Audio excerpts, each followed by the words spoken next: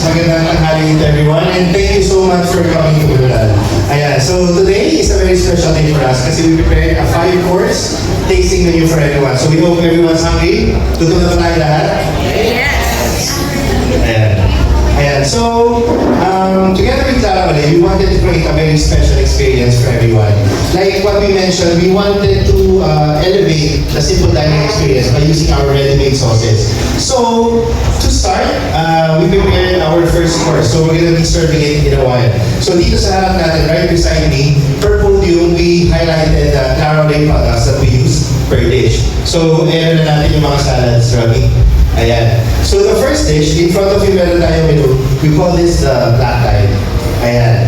So, we wanted to incorporate the calamari, the pasta negra for this salad. So sinasabi namin na when we say that it's a pasta sauce, yung notion natin is we only use it for pasta. But we wanted to explore the versatility of the product by using it as a salad dressing.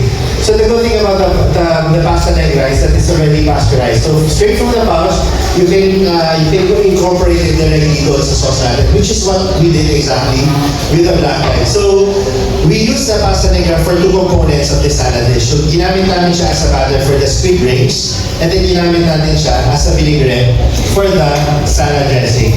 So also in this salad, naglagay tayo ng mga usual suspects for a good salad. So we added some lettuce, cherry tomato, feta cheese, and then we added fried sardine linguine. So parang it's gonna give us that crunch. So instead of using croutons, we wanted to use also a pasta. Gumamit tayo ng sardine mo pasta linguine natin para siya yung medyo yung may konting texture and crunch dito sa ating dish. So in a while, we will start serving our appetizer, which is all the black tie. So we hope you guys enjoy.